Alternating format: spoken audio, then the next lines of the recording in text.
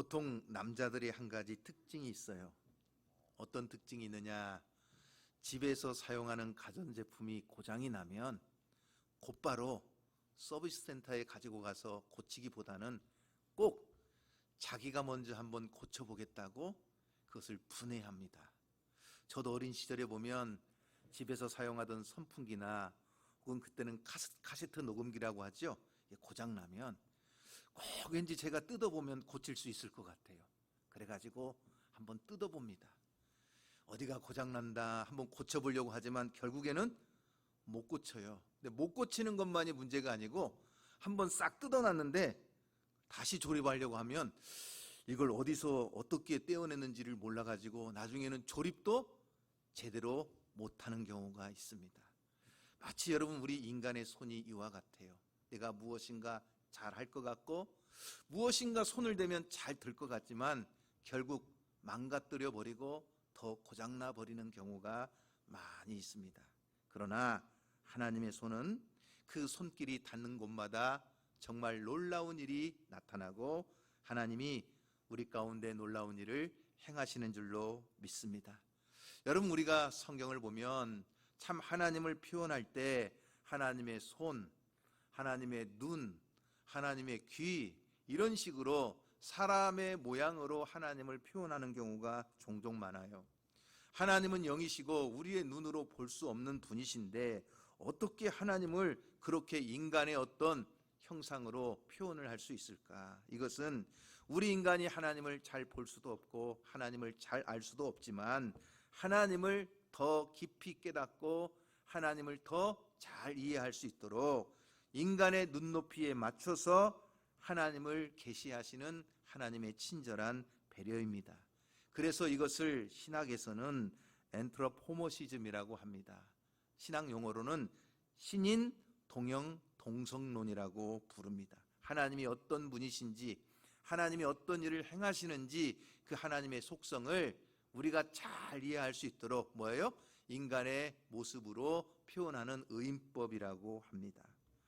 하나님의 손은 전능하신 하나님의 능력을 표현합니다. 그래서 성경에는 그런 표현이 곳곳에 등장하는데 특별히 사무엘상 7장 13절 말씀에 보면 여호와의 손이 사무엘이 사는 날 동안에 블레셋 사람들을 막으심에 그랬어요. 블레셋 사람들이 침략하지 못하도록 이스라엘의 평화를 주시는데 뭐가요? 하나님의 손이 막아주셨다고 표현을 하고 있어요.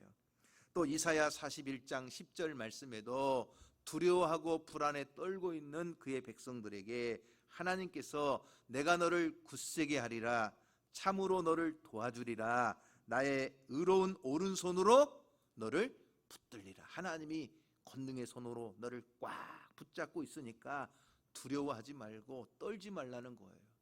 심지어는 에스라가 저 페르시아에서 예루살렘으로 돌아가려고 할 때 그 험한 길을 가려니 두려워요.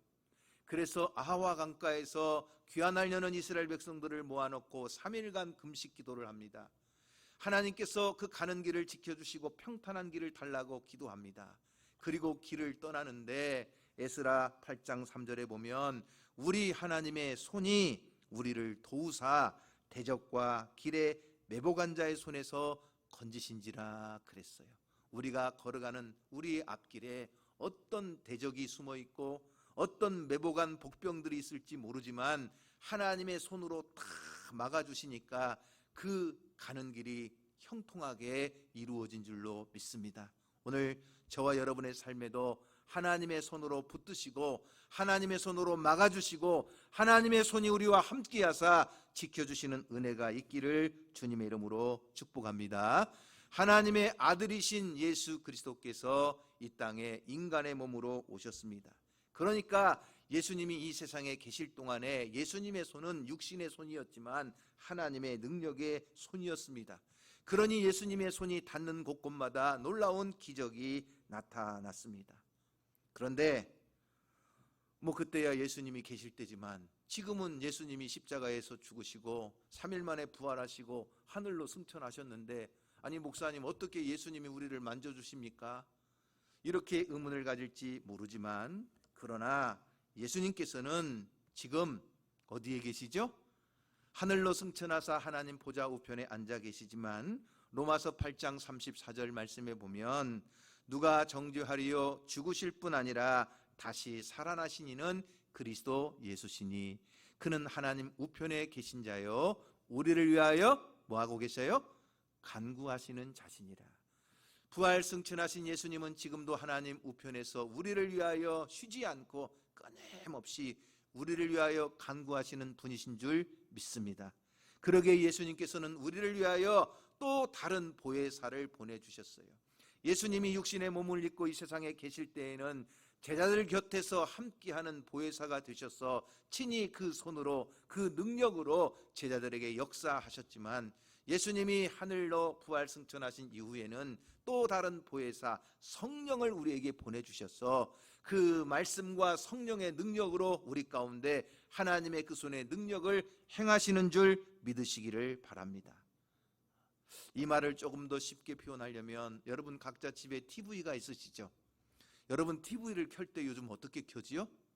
하나는 직접 가서 TV를 이렇게 손으로 만져가지고 TV를 켜는 방법이 있겠지만 요즘은 뭐예요? 이렇게 리모컨을 가지고 리모컨을 누르면 직접 TV에 가서 손을 대지 않아도 리모컨으로 TV를 켤 수가 있어요. 이걸 무선 터치라고 합니다. 요즘은요 더 좋은 세상이 되었어요.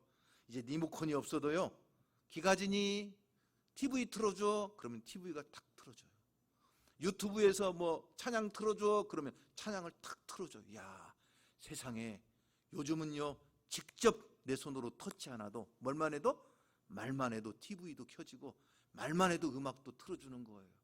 그런 것처럼 지금 예수님께서는 이 세상에 육신의 몸으로 계시지 않지만 하나님 우편에서 우리를 위하여 간구하시는 주님은 지금도 그의 말씀과 성령의 능력으로 우리 가운데 역사하시고 우리 가운데 놀라운 일을 행하시는 줄로 믿으시기를 바랍니다.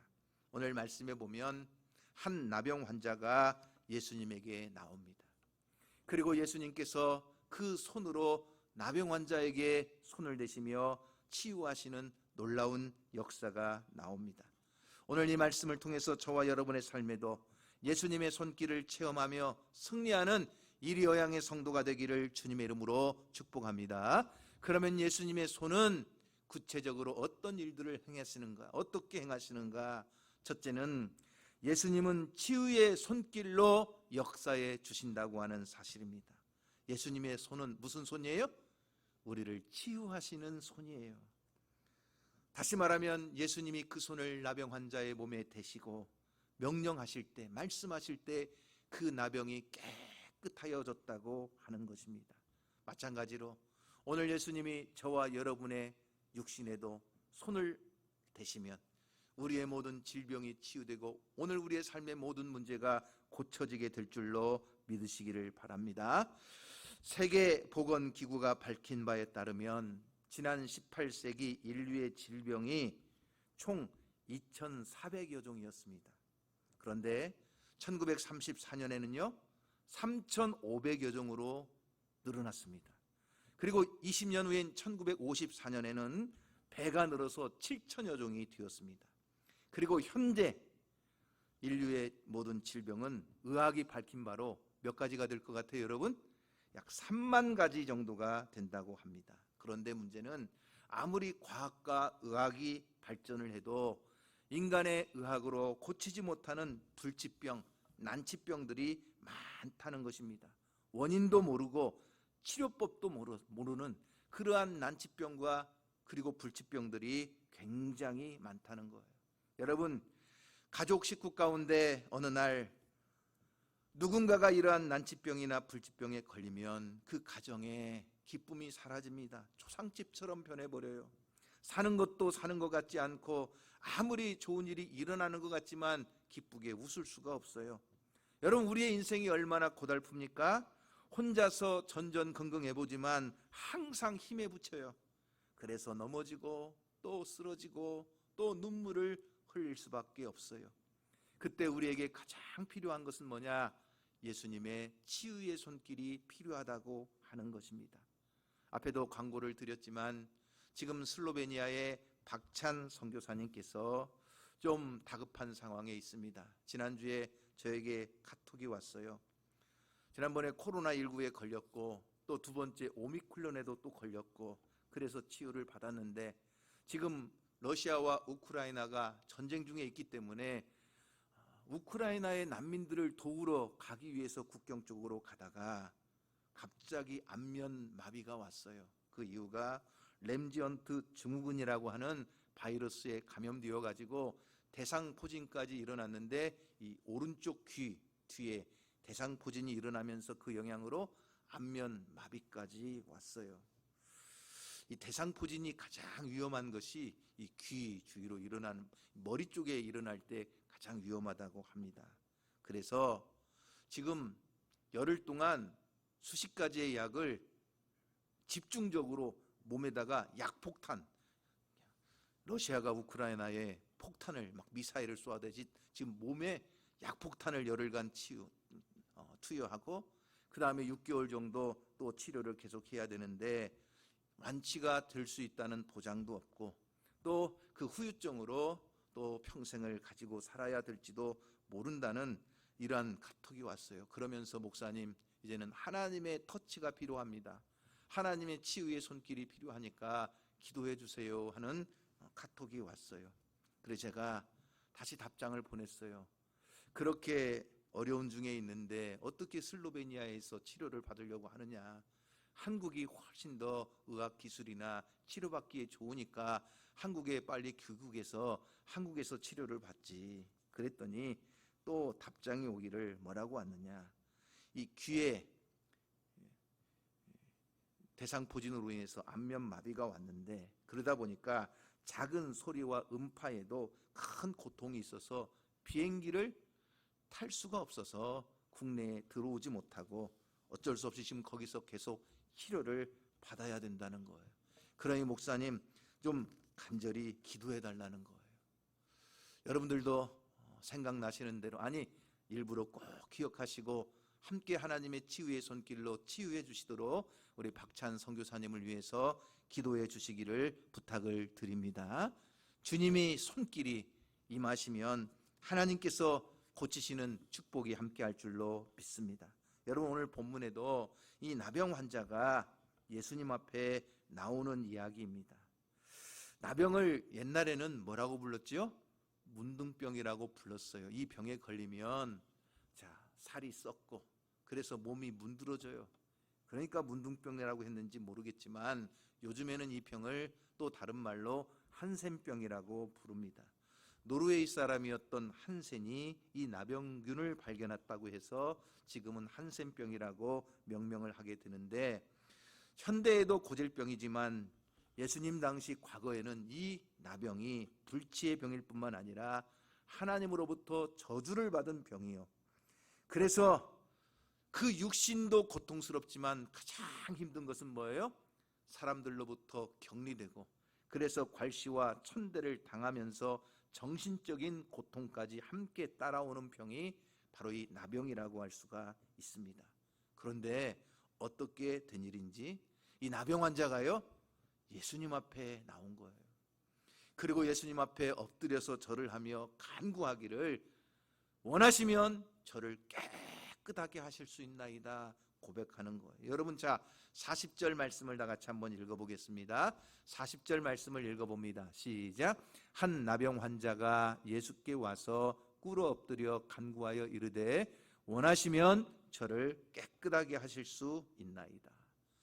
여기 나병 환자의 행동과 말을 보면 세 가지 믿음의 단계가 있다는 것을 보게 돼요. 첫 번째 단계는 뭐죠? 예수님께 와서 꿇어 엎드렸다는 것입니다. 이것은요 굉장히 모험적인 신앙입니다. 죽을 각오를 하고 예수님 앞에 나온 것입니다. 당시 이 나병 환자가 함부로 이 건강한 사람들이 모여 있는 곳에 온다는 것은 돌에 맞아 죽을 일입니다. 그러니 당시 어떤 관습을 벗어버리고 죽을 각오를 하고 주님 앞에 지금 찾아온 것입니다. 그러니 모험적인 신앙이라고 할 수가 있겠어요. 또 하나는 그 예수님 앞에 엎드려서 간구하는 것입니다. 주님, 나를 고치실 분은 주님밖에 없으니까 주님 앞에 간절히 간구하는 거예요. 기도하는 신앙이라고 말할 수 있겠습니다. 세 번째는요, 원하시면 저를 깨끗하게 하실 수 있나이다. 분명한 신앙 고백을 하고 있다는 거예요. 예수님을 구주로 믿는 것입니다. 모든 만물을 통치하시고 지배하시는 주인으로 예수 그리스도를 고백하면서 우리를 구원하실 주님, 나의 병을 고치실 주님, 바로 예수님이십니다. 그 주님 앞에 자신의 신앙을 고백하는 거예요. 미국의 코엔 신학대학원에 강신권 박사라는 분이 계신데 이 말씀을 해석하면서 이 고백을 역사 이래 가장 정확한 신앙 고백이라고 표현을 했어요. 베드로의 신앙 고백, 도마의 신앙 고백에 부족하지 않는 나병 환자의 신앙 고백이다. 왜 그러느냐? 오늘 우리도 이러한 신앙 고백을 가지고 나아갈 때 주님의 치유의 손길이 우리에게 임한다는 거예요. 뭐예요? 오직 모험적인 신앙을 가지고 담대히 죽으면 죽으리라 하는 각오 가지고 예수님 앞에 나가는 거예요. 주님 앞에 간절히 기도하는 거예요. 그리고 우리의 믿음을 고백하는 것입니다. 주님만이 원하시면 나의 병을 깨끗하게 고쳐주실 수 있습니다. 여러분, 우리가 이 말씀을 읽어보면 당시 풍습으로 보나 그 율법으로 보나 정말 이 나병 환자가 예수님 앞에 나온다는 것은 굉장히 어려운 일인데 어떻게 해서 이 나병 환자가 예수님 앞에 나오게 되었을까? 사실 우리가 마가복음을 읽어보면 그 배경을 잘 알 수 없지만 이 똑같은 사건이 누가복음과 마태복음에도 기록되어 있습니다. 누가복음에는 예수님께서 12 제자를 선택하신 후에 나병 환자가 예수님 앞에 나온 것으로 기록이 되어 있지만 마태복음에 보면 어디에 나오느냐? 마태복음 8장 1절 2절 말씀에 이 사건이 기록되어 있어요. 어디에 나와 있다고요? 마태복음 몇 장? 8장. 그럼 여러분 마태복음 8장 1절부터 이 기록이 나오는데 중요한 것은 마태복음 8장 그 앞에가 무슨 내용이에요? 자, 마태복음 5장, 마태복음 6장, 마태복음 7장을 뭐라고 부르죠?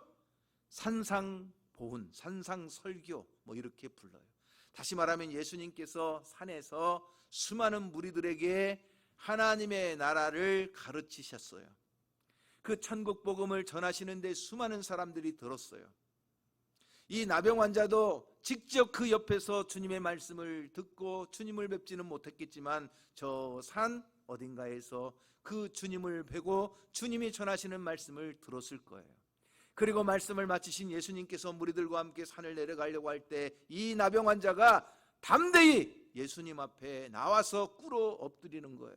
자, 마태복음 8장 1절 이하의 말씀에 보면 어떻게 나오는지 한번 볼까요? 이렇게 나와요. 다 같이 읽어봅니다. 예수께서 산에서 내려오시니. 어디서? 그러니까 이 산은 지금 어디라고요? 마태복음 5장, 6장, 7장에 산상수훈의 말씀을 마치시고 내려오시는데 갑자기 자 2절 말씀 누가 갑자기 예수님 앞에 뛰어나오는 거예요? 한 나병 환자가 나와 절하며 이르되 주여 원하시면 저를 깨끗하게 하실 수 있나이다. 멀리서지만 주님을 보았고 희미하지만 주님의 음성을 들었고 그 주님이 나의 병을 고치실 수 있다는 믿음을 가졌을 때 나병 환자는 생명 걸고 담대히 예수님 앞에 나아간 거예요. 왜냐? 믿음은 여러분 어디에서 나는 거죠? 들음에서 나는 거예요. 로마서 10장 17절 말씀에 이야기하는 것처럼 믿음은 들음에서 나며 들음은 그리스도의 말씀으로 말미암느니라. 여러분도 그렇고 저도 그렇고 우리는 하나님의 말씀을 들을 때 우리의 믿음이 성장하고 말씀의 길을 막아버리면 우리의 믿음은 죽은 믿음이 될 수밖에 없어요. 교회에 나오지 못하고 오늘도 혹시 영상으로 예배하는 분들이 있을지 모르지만 영상으로 하나님의 말씀을 듣는다고 대충 들으면 안 되고 우리가 하나님의 말씀으로 귀를 기울여 들을 때 그 말씀 안에서 우리의 믿음이 더 성장하는 줄 믿으시기를 바랍니다. 그러기에 이 나병 환자는 지금 그 주님의 말씀을 듣고 주님 앞에 나와 엎드리는 거예요. 여러분 놀라운 일이 벌어졌습니다. 아무도 이 나병 환자의 몸에 손을 대지 않습니다. 가족도 아내도 남편도 손을 내미지 않았습니다. 율법에서 금한 일입니다. 더욱이 이 나병은 만질 때 그 병이 전염될 수 있는 병입니다. 그러니 누구도 손을 대지 않으려고 하는데 예수님은 자기 앞에 나온 이 나병 환자의 몸에 손을 대셨다는 것입니다. 아무도 그와 말을 하려고 하지 않습니다. 말을 했다 하면 비난하는 말을 하고 정죄하는 말을 하고 가슴에 못 박는 모진 말을 합니다. 그런데 예수님은 그 나병 환자에게 뭐라고 말씀하십니까? 원하노니 깨끗함을 받으라 말씀하시는 거예요. 사랑하는 성도 여러분, 오늘 예수님의 이 말씀은 지금도 살아있어서 우리에게 여전히 유효한 말씀인 줄로 믿으시기를 바랍니다. 내가 담대한 믿음을 가지고 예수님 앞에 나와 간구하며 주님이 원하시면 저를 깨끗하게 하실 수 있나이다 고백할 때 주님은 오늘도 원하노니 깨끗함을 받으라 말씀하시고 그 말씀의 능력으로 우리 안에 놀라운 치유의 역사가 함께하는 줄로 믿으시기를 바랍니다.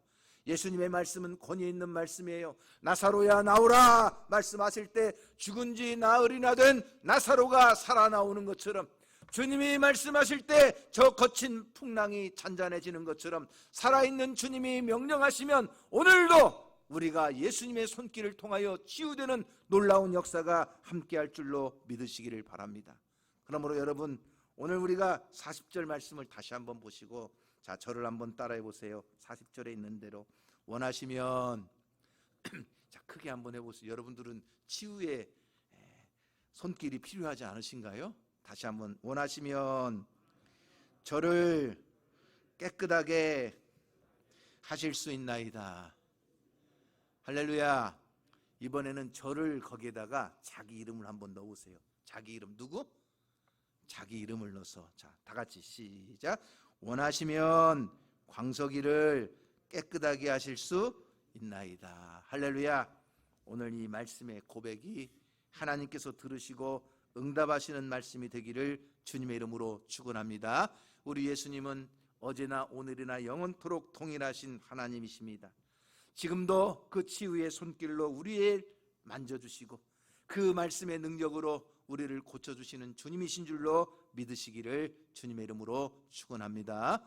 오늘 여러분들이 예배하고 그냥 앉아있다 돌아가는 것이 아니라 정말 이 예배를 통해서 정말 나에게 임하시는, 내 몸에 손을 대시고 나를 안수하사 고쳐주시는 예수님의 치유의 손길을 경험하고 가시기를 주님의 이름으로 축원합니다. 두 번째는 예수님은 사랑의 손길로 역사해 주신다고 하는 것입니다.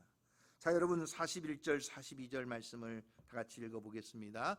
41절 42절 예수께서 불쌍히 여기사 손을 내밀어 그에게 대시며 이르시되 내가 원하노니 깨끗함을 받으라 하시니, 그 다음에요 42절 다시 42절 시작. 곧 나병이 그 사람에게서 떠나가고 깨끗하여 진지라. 자, 먼저 예수님은 자기 앞에 나온 이 나병 환자를 보시면서 어떤 마음을 가졌다고요? 불쌍히 여기셨다 그랬어요. 불쌍히 여기셨다, 이런 말을 좀 어려운 말로 긍휼 이렇게 말합니다. 이것이 예수님의 본심입니다. 이 긍휼이라는 말, 긍휼히 여긴다는 말은 내장이 아프다 이런 뜻을 가지고 있어요. 우리가 애간장이 탄다, 애간장이 녹는다 이런 말을 하잖아요. 창자가 끊어진다. 그 나병 환자의 절박하고 정말 그 나병 환자의 그 환경과 삶을 바라보면서 예수님은 뭐예요? 창자가 끊어지는 것 같은, 자기의 애간장이 다 녹는 것 같은 고통을 가지고 그를 불쌍히 여기셨다는 말이에요. 이것을 영어에서는 컴패션이라고 하는데, 컴 함께라는 말이고 패션은 아파한다는 뜻이에요. 그러니까 긍휼히 여긴다, 불쌍히 여긴다는 말은 함께 아파하는 마음을 말하는 거예요. 다시 말하면 함께 아파하고 함께 슬퍼하고 함께 문제를 나누고 함께 그 고통 가운데 참여하는 것이 긍휼히 여기는 마음, 불쌍히 여기는 마음이에요. 여러분, 요즘 세상은요 자꾸만 사나워지고 있어요. 너무나 살벌해지고 있어요. 긍휼이 메말라버린 시대 같아요. 그래서 코로나19로 인해서 사람들은 거리두기를 해요. 어떤 사람이 코로나에 감염될지 모르니까 감염되지 않아서 서로를 다 멀리하는 거예요. 여러분, 이러한 사회적 거리두기의 이러한 현상을 학문적인 용어로는 행동 면역 체계라고 한다고 합니다. 잠재적인 병원체와 접촉을 줄이기 위해서 자동적으로 가지는 첫 번째 방어선을 만드는데 나중에는 이것이 서로 혐오하는 마음을 갖게 된다는 거예요. 혐오하는 마음. 누군가가 나에게 피해를 주고 누군가의 나에게 손해를 볼지 모르니까 그 사람을 조금 거리두기 하고 멀리하다가 나중에는 뭐예요? 혐오하는 거예요. 제 둘째 딸이 작년 9월에 결혼을 했잖아요. 그런데 집에다가 강아지를 키워요. 그래서 제가 그래요. 야, 신혼부부는 강아지 키우는 거 아니다. 그리고 강아지 그렇게 너무 자식처럼 키우는 거 아니야. 빨리 아기를 낳아서 자식을 키워야지. 왜 이렇게 강아지를 키우느냐 그랬더니 자기가 강아지를 키우게 된 배경을 이야기해요. 왜냐? 뭐든지 여러분 첫 번째가 제일 힘들잖아요. 그런데 자기가 다니는 그 고려대학병원의 그 병실에서 자기가 첫 번째로 코로나에 확진이 된 거예요. 1번 타자로. 2주간 동안 자가격리를 하고 있는데 제일 두려운 것은 뭐냐? 내가 이 코로나 때문에 죽느냐 사느냐가 중요한 게 아니라 내가 2주 후에 병원에 갔을 때 사람들이 나를 어떻게 쳐다볼까? 사람들이 나에게 무슨 말을 할까? 사람들이 나에게 어떻게 반응할까? 이것이 너무나 두려워가지고 2주간 자가격리 할 동안에 그것 때문에 도저히 견딜 수가 없었다는. 그래서 그 마음이 너무나 고통스럽고 힘들어가지고 그 남편이, 그죠, 제 사유죠 이제. 그 남편이 그때 강아지를 데리고 와서 그 강아지 때문에 이제 마음을 주고 좀 위로를 받았다는 거예요. 여러분, 요즘 시대를 보십시오. 언론에 나오는 정치인들을 보십시오. 대통령을 했던 사람도 하루아침에 감옥 생활을 합니다. 대통령을 하겠다는 사람들도 조금만이라도 상대방의 약점이 보이면 사정없이 공격을 하고 국민들로 하여금 혐오감을 주게 만드는 비정하고 잔인한 시대를 살고 있습니다. 남의 아픔을 가지고 자신의 이익을 챙기려고 하는 시대입니다. 다른 사람 불쌍히 여기는 거요, 그 쉬운 것 같지만 쉽지 않습니다. 여러분, 이 나병이라는 것은 불치의 병이었어요. 접촉하면 전염되는 병이었어요. 오랫동안 스스로 고통당하며 죽어가는 병이에요. 수치심으로 괴로운 것이고 사람들로부터 격리되니까 고독과 외로움 때문에 죽어가는 병이었어요. 처음에는 자그마한 결절이 생기지만 점점 아름다운 모습은 사라지고 눈썹이 빠져요. 신체 일부들이 다 사라져요. 그 형상이 다 몰골이 우스꽝스러워져요. 그러다가 결국은 죽어가는 병이 나병이에요. 여러분 생각해 보세요. 육신적으로 그 병에 걸려서 그 병에 대한 투병도 힘들지만 사회적으로 매장되다시피 하면서 사람들로부터 멸시를 당하는 그 심적 고통은 더 클 수밖에 없어요. 그래, 율법에 따르면 이 나병에 걸리면 어떻게 해야 되느냐? 첫째는 흰 수건으로 입을 가려야 돼요. 왜? 혹시라도 침이 튀겨가지고 다른 사람에게 전염이 되면 안 되니까. 두 번째는 부정하다. 자기는 부정한 사람이니까 옷을 찢어야 돼요. 세 번째는 저주를 받았으니까 죄인이잖아요. 머리를 다 풀어 헤쳐야 돼요. 그리고 흙과 먼지를 다 뒤집어 써야 돼요. 나는 죄인이다. 그리고 마지막에는 가족도 떠나서 공동체를 떠나서 저 산속 성 바깥에 들어가서 저 성 밖에서 살아야 돼요. 여러분, 얼마나 힘든 병이에요. 그러니 그 산에서 나올 때는 자신의 발목에다가 딸랑딸랑 소리 나는 깡통 같은 것을 쳐야 돼. 왜? 자기가 지나갈 때 사람들이 먼저 다 알아듣고 피할 수 있도록. 혹시라도 사람들이 다가올까, 사람들이 가까이 오면 나는 부정하다, 나는 부정하다 소리를 치면서 외쳐야 돼요. 그렇지 않으면 돌에 맞아 죽는 거예요. 숨쉬고 살아있지만 살아있는 게 아니고 실상은 죽은 사람과 같아요. 세상을 향해서 고개도 제대로 들지 못하고 정말 숨만 쉬고 있는 짐승과 같은 존재가 바로 이 나병 환자였어요. 그런데 예수님 앞에 이 나병 환자가 찾아왔을 때 예수님은요, 어떻게 하셨어요? 그를 불쌍히 여기셨다는 거예요. 오늘 우리에게도 이 예수님의 마음이 이리 여양교회 안에 함께하기를 주님의 이름으로 축원합니다. 너희 안에 이 마음을 품으라. 곧 그리스도 예수의 마음이니. 여러분, 그 마음 뭐예요? 서로를 향해서 불쌍히 여기는 마음, 긍휼히 여기는 마음이에요. 내 창자가 끊어지는 것처럼, 내 애간장이 다 타서 녹아지는 것처럼 그 이웃의 아픔과 고통을 바라보면서 나도 함께 그를 불쌍히 여기는 마음, 바로 이것이 긍휼히 여기는 마음이에요. 아무리 내 힘으로 풀려고 해도 풀 수 없는 문제, 아무리 내 노력으로 고치려고 해도 고칠 수 없는 문제, 끊임없이 두려움과 고통 속에서 살아가는 인생의 그 하염없는 문제 속에서 오늘 우리는 이 서로에게 긍휼히 여기는 마음이 필요하다는 거예요. 사랑하는 성도 여러분, 오늘 여러분에게 어떤 염려와 걱정과 두려움이 있습니까? 우리를 불쌍히 여기시는 예수님 앞에 담대히 나아가 엎드리시기를 주님의 이름으로 축원합니다. 간절히 간구하며 예수님을 믿음으로 고백할 수 있기를 주님의 이름으로 축원합니다. 그럴 때 오늘 우리에게 놀라운 역사가 일어나는 거예요.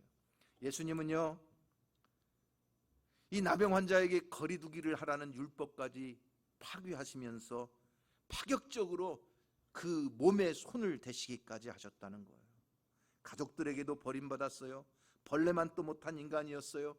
그런 천한 나병 환자에게 예수님은 불쌍히 여기실 뿐만 아니라 직접 손을 대셨다는 거예요.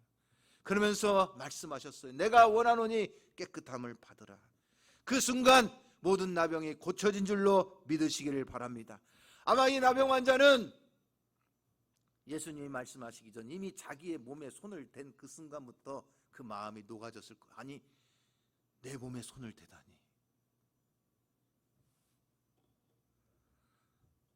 지금 성도들 가운데도 힘든 분들이 많이 있습니다. 영적으로 힘든 분들도 있고 정신적으로 힘든 분들도 계시고 육신적으로 힘든 분들도 많이 있습니다. 암으로 투며 중인 사람들, 심한 우울증이나 조울증에 고통당하는 사람들, 마음의 분노와 상처 때문에 두려워하는 사람들도 많이 있습니다. 어떤 분들은 가정의 어려움 때문에 힘들고 어떤 분들은 남에게 차마 말하지 못하는 아픔 가운데 예배에 참석하는 분들도 있습니다.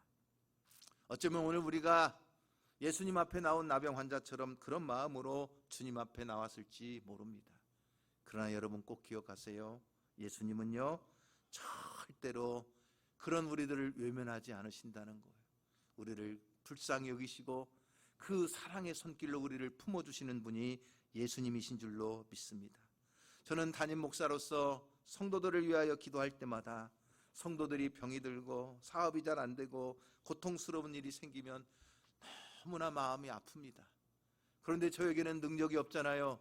그러니 저도 예수님에게 맡기고 기도할 수밖에 없습니다. 우리를 불쌍히 여기시던 예수님, 그 긍휼의 손을, 그 사랑의 손을 펴시고 만져주셔서 해결해 주시도록 기도하는 것입니다. 저는 오늘 그 예수님의 긍휼이 오늘 우리 교회에도 임하기를 주님의 이름으로 축원합니다. 예수님은요, 나병 환자뿐만 아니라 주님 앞에 찾아온 모든 사람들을 한 번도 내치신 적이 없습니다. 쫓아내신 적이 없습니다. 무시하신 적이 없으십니다. 누구든지 자신의 고통을 가지고 예수님에게 나오기만 하면 주님은 사랑의 손으로 그들을 붙잡아 주셨습니다. 넘어진 자를 일으켜 주셨습니다. 가늠하다가 현장에 붙잡힌 여인도 예수님은 정죄하지 않으셨어요. 사마리아 우물가의 여인, 다른 사람들은 다 비난하고 피하여도 예수님은 그 여인 곁에 가셔서 나에게 물을 달라고 말씀하셨어요. 죄인의 대명사인 세리장이었던 삭개오, 다른 사람들은 손가락질해도 예수님은 그 집에 들어가셔서 오늘 구원이 이 집에 이르렀다고 말씀하셨어요. 혐오의 대상이자 기피의 대상이었던 사람들을 예수님은 절대로 외면하지 않으시고 사랑의 손으로 그들을 붙잡아 주신 줄로 믿으시기를 바랍니다. 수고하고 무거운 짐진 자들아 다 내게로 오라, 내가 너희를 쉬게 하리라 말씀하셨던 예수님은 우리의 인생을 들여다보시고 우리의 아픔을 아시기에 우리를 긍휼히 여기시면서 그 사랑의 손길로 우리를 회복시켜 주신 줄로 믿으시기를 바랍니다. 여러분, 불쌍하지 않은 인생은 어디에도 없습니다. 모든 사람은 다 사연을 한두 개씩 가지고 있습니다. 그러나 우리 예수님은 그 모든 사연을 다 알고 계시고 그 모든 아픔과 상처를 치유할 수 있는 능력, 우리의 눈의 눈물을 닦아주실 수 있는 사랑의 손길이 있다고 하는 사실입니다. 그러므로 사랑하는 성도 여러분, 예수님이 사랑의 손길로 우리를 만져주심을 믿으시기 바랍니다. 또한 우리도 주님의 마음을 가지고 서로를 향하여 긍휼히 여기는 마음을 가지시기를 주님의 이름으로 축원합니다. 교인들 간에도 서로 혐오하고 서로 기피하고 너는 이래서 안 되고 너는 저래서 안 되고, 여러분 그런 마음을 가지셔는 안 된다는 겁니다. 당신은 이런 이유 때문에 우리 교회에 오면 안 되고, 당신은 이런 이유 때문에 우리 교회에서 쫓아내야 되고, 여러분 이런 이유도 안 된다는 것입니다. 교회에 오지 못할 사람은 하나도 없습니다. 왜요? 예수님이 모든 수고하고 무거운 짐을 진 인생들을 향해서 다 내게로 오라고 했기 때문에 교회는 항상 문을 활짝 열어놓고 누구든지 오라고 말해야 되는 것입니다. 오늘 우리가 죄인이 온다 할지라도, 사회적으로 어떤 혐오와 기피의 대상이 온다 할지라도 우리는 주님의 마음을 가지고 그들을 불쌍히 여기며 사랑으로 품어줄 수 있는 이 여양교회가 되기를 주님의 이름으로 축원합니다. 세 번째, 예수님은 섭리의 손길로 역사해 주셨다고 하는 것입니다. 여러분 마가복음 1장 44절 말씀에 보면 이르시되 삼가 아무에게 아무 말도 하지 말고 가서 내 몸을 제사장에게 보이고 내가 깨끗하게 되었으니 모세가 명한 것을 드려 그들에게 입증하게 하라 하셨더라 그랬어요. 예수님이 치유하신 걸로 끝내신 것이 아니라 누구에게 가서? 제사장에게 가서 보이고, 그래서 그 모세의 율법대로 입증하라는 거였어요. 이것은 레위기 14장에 나오는 나병 환자의 정결 규례를 그대로 실천하고 그의 삶이 이제는 저 성문 밖에서 이제는 어디로? 그들의 공동체의 삶으로 회복되기를 원하시는 것입니다. 자, 레위기 14장은요 이 나병 환자들에게는 복음의 말씀입니다. 자, 제사장에게 찾아갔습니다. 제사장이 잘 진찰을 해보니까 나병에서 고침받았다 이렇게 판단이 되면 그 다음에 정결 규례를 합니다. 그 정결 규례가 뭐냐? 자, 비둘기, 산비둘기 2마리를 가져오게 합니다. 정결한 새 2마리를. 그래서 한 마리는 흐르는 물에서 잡아서 그 피를 질그릇에다가 담아가지고 옵니다.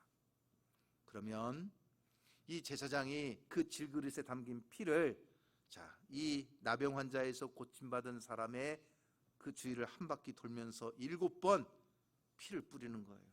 피를 뿌릴 때 그냥 뿌리는 것이 아니라 뭐라고 뿌릴까요? 정하다, 정하다, 정하다. 자, 몇 번? 7번 하는 거예요. 여러분 그 제사장의 정하다, 정하다, 정하다 7번 외치면서 7번 피를 뿌리는 그 소리와 그 핏부림을 받는 이 나병 환자는 아마 감격이요 눈에서는 눈물이 흘러 가슴 벅찬 일입니다. 왜요? 그는 지금까지 자기 입으로 나는 부정하다, 나는 부정하다, 나는 부정하다 외치며 살았습니다. 그런데 이제는 그 핏부림을 통해서 정하다, 정하다 외치는 이 제사장의 외침은 그에게 복음이요 감격이었습니다. 그러고 난 다음에는 나머지 한 마리 새가 있죠? 나머지 한 마리 새는 이 질그릇에 담긴 피에다가 묻혔다가 다시 꺼낸 다음에 이 새를 어떻게 해요? 확 놓아주는 겁니다. 아마 그 새는 이제 이제 죽었다가 살았구나, 훨훨 다시 자유를 얻어서 날아가게 되는 것입니다. 내가 모든 것에서 회복되고 이제는 자유를 얻었다는 것입니다. 여러분 이것이 놀라운 복음인 것입니다. 우리는 죄와 죽음 모든 슬픔의 문제로 죽었던 존재입니다. 예수 그리스도께서 그 자신의 피를 대신 흘려주시고 그 예수님의 보혈이 우리에게 뿌려짐으로 말미암아 부정하고 영원히 죽었던 우리가 다시 살아 생명을 얻었고, 나머지 한 마리의 새가 그 피를 안고 날아감을 통하여 자유를 얻게 된 것처럼 오늘 우리는 죄에서 자유함을 얻은 존재가 된 줄로 믿으시기를 바랍니다. 이것이 하나님의 놀라운 섭리입니다. 섭리라고 하는 것은 우주 만물의 운행과 인상의 생사화복과 더 나아가 인류 역사의 흥망성쇠가 다 하나님의 손에 있다는 것입니다. 사랑하는 성도 여러분, 오늘 우리는 그 하나님의 섭리 가운데 살아가는 줄 믿습니다. 나병 환자가 그 정결 규례를 통해 다시 모든 삶이 회복되는 것처럼 오늘 우리는 영원히 죽었던 우리가 예수 그리스도의 보혈로, 부정했던 우리가 정하게 되고 영원히 죽었던 우리가 다시 살고 이제는 죄에서 자유함을 얻은 하나님의 자녀가 되는 복을 누리게 된 줄로 믿습니다. 그러니 여러분 어떻게 입을 다물 수 있겠어요? 어떻게 잠잠할 수가 있겠어요? 예수님은 아무에게도 알리지 말라고 말씀했지만 이 나병 환자는 그러니 입을 다물 수가 없어요. 그래서 45절 말씀에 보면 이 나병 환자가 어떻게 합니까? 45절을 다 같이 읽어봅니다. 45절 시작. 그러나 그 사람이 나가서 이 일을 많이 전파하여 널리 퍼지게 하니, 끝에 가서는 뭐라고 나오죠? 사방에서 사람들이 그에게로 나오더라. 힘써 전했던 것입니다. 오늘 우리도 내가 예수 그리스도 안에서 이 놀라운 구원을 선물로 받았다면 우리도 입을 다물지 못하는 것입니다. 내가 받은 구원의 은혜, 내가 받은 하나님의 그 놀라운 은혜를 입을 열어 전파하고 힘써 외치는 성도로 살아갈 수 있기를 주님의 이름으로 축복합니다.